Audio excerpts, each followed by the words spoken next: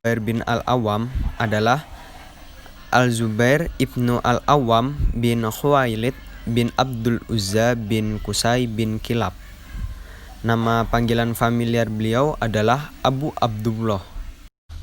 Lahir pada tahun 1594 Masehi di Mekah.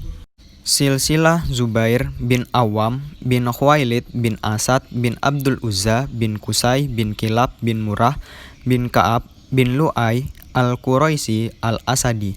Sedangkan nama kunyahnya adalah Abu Abdillah.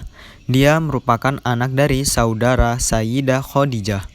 Ayah Zubair, Awam bin Khuwailid, dia terbunuh dalam perang Fijar. Ibunya bernama Sofia binti Abu Muthalib, bibi dari Nabi Muhammad SAW dan Ali alaihissalam. Sebagian pihak berpendapat sebenarnya keluarga Zubair berkebangsaan Mesir, bukan Quraisy asli. Mereka berdalil dengan suatu catatan yang menyebutkan bahwa Khuwailid pernah pergi ke Mesir dan kembali ke Mekah dengan membawa Awam lalu diadopsi. Zubair menikahi putri Abu Bakar yang bernama Asma dan memiliki anak yang bernama Abdullah. Abdullah lahir pada periode awal hijrah. Dia merupakan putra pertama yang lahir di Madinah dari kalangan muhajirin. Ketika Abdullah lahir, kaum muslimin mengumandangkan takbir bersama-sama.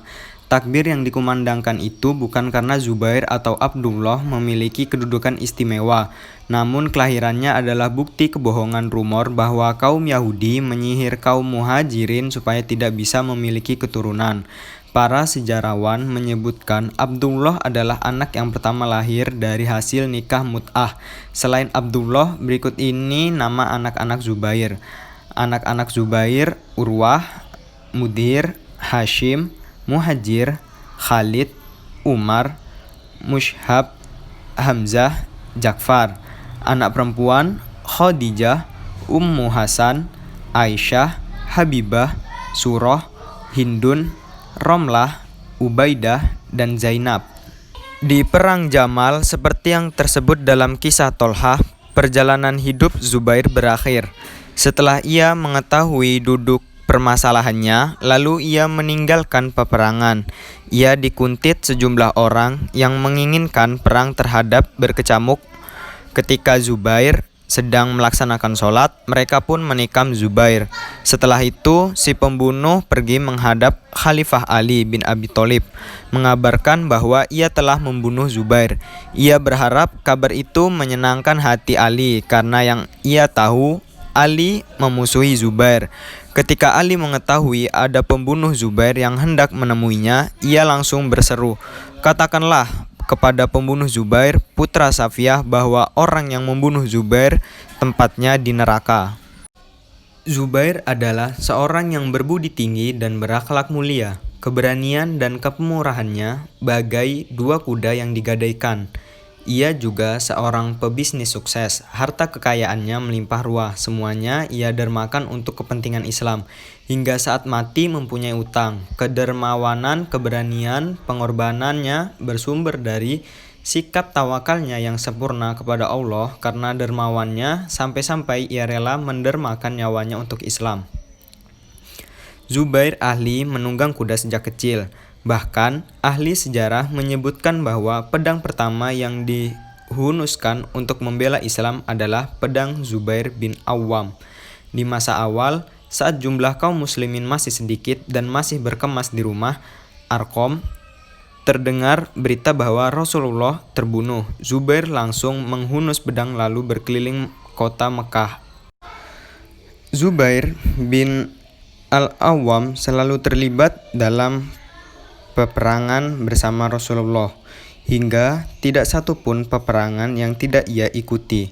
Banyaknya bekas luka pedang dan tombak di tubuhnya adalah bukti keberaniannya dan kepahlawanannya. Seusai perang Uhud, sewaktu pasukan Quraisy sedang dalam perjalanan pulang ke Mekah, Zubair dan Abu Bakar diperintahkan Rasulullah SAW memimpin kaum muslimin mengejar mereka. agar mereka menganggap kaum muslimin masih mempunyai kekuatan, sehingga mereka tidak berpikir untuk menyerbu Madinah. Telah bercerita kepada kami Ahmad bin Muhammad, telah mengabarkan kepada kami Abdullah, telah mengabarkan kepada kami Hisham bin Urwah dari bapaknya, dari Abdullah bin Az-Zubair berkata, pada hari perang Ahzab, aku dan Umar bin Abu Salamah berada dekat dengan kaum wanita. Lalu aku melihat-lihat, ternyata aku dapatkan Zubair berada di atas kudanya, bolak-balik menuju Bani Quraizah 2 atau 3 kali. Setelah kembali aku bertanya, wahai ayahku, aku melihat berbolak-balik. Dia bertanya, apakah benar kamu lihatku, wahai anakku? Aku jawab, ya benar. Dia berkata, karena sebelumnya Rasulullah Shallallahu Alaihi Wasallam bersabda, siapa yang mendatangi Bani Quraizah lalu membawa kabar mereka padaku, maka aku berangkat dan tatkala aku kembali, aku dapati Rasulullah Shallallahu Alaihi Wasallam menyertakan kedua orang tua beliau sebagai tebusan bagiku dengan sabdanya, tebusanmu adalah bapak dan ibuku. Hadis Sahih Al Bukhari.